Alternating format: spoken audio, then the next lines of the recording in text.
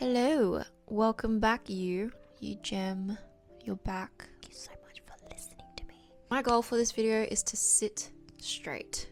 My posture in my previous video was cooked, absolutely freaking cooked. So in this video, my goal is to sit straight and talk to you. Welcome to episode 2 of, what was the series called?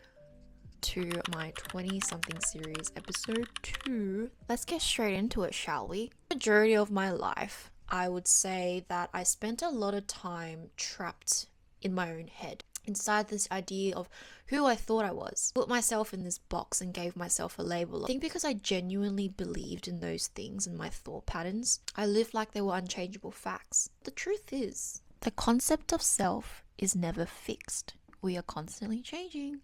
Not stuck, we're not finished, constantly becoming, only if we give ourselves a chance. It truly taught me to just have fun without being perfect. And to realize that, it made me think trying is already a win. I'm a teacher. I'm a high school teacher. I've always wanted to be a teacher since I was in kindergarten. One thing about me is I perceived myself as the most quiet, shy, awkward, and insecure person to exist. In my world, at least, I used to see myself that way. The desire to help and the desire to share my knowledge with other people was more important and valuable to me, that I had to just bite the bullet and go. There was no time for me to go, what about this, what about that, what about that? I just went for it. And by the time I had finished my degree, it was super confronting. The idea that I had to teach in front of kids now, in front of a crowd, in front of an audience, it was so scary. But the only way that I could move forward was exposure therapy, be delusional. Because internally, I don't feel like a leader. I still feel like a kid.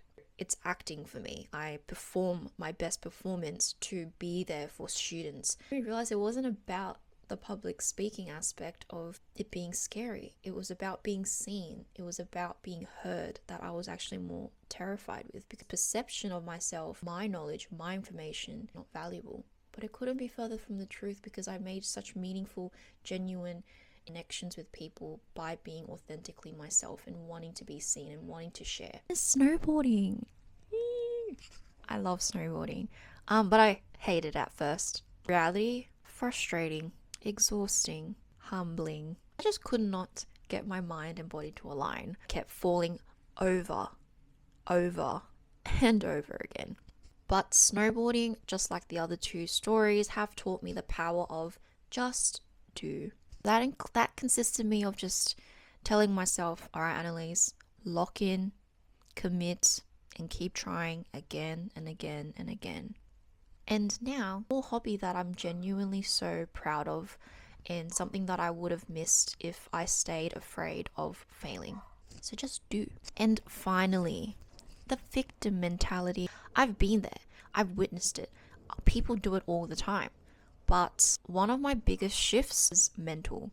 All of it just kind of felt inevitable. The depression, the anxiety, the negative criticism in my head. It just felt inevitable, and I almost just surrendered. Take that as you will. It felt like I was doomed. I would look at other people who seemed happy, and I would be so envious of them. They would be so confident in being themselves, and I'd be like, why couldn't that be me? And it was such an annoying, pathetic mindset that I was ruminating in constantly. But once I realized that our thought patterns and our mind is what shapes our reality, everything changed. I started paying attention to the way that I spoke about myself. Challenged that voice in my head that used to say, you don't deserve good things, you are this or that. You fake it till you make it, was the foundation to me trying to reprogram my mind. Eventually I tell myself, no, I do deserve good things and I am allowed to thrive. I do deserve good things in life. That belief became my new identity. You have to genuinely believe within yourself that you can achieve whatever you put your mind to. You are not trapped to this idea of who you thought you were. It's your choice to pick and choose what you believe about yourself, and you can work to become the person that you want to become. Envision your higher self and what is she or he doing, and truly believe that you are capable of being that type of person.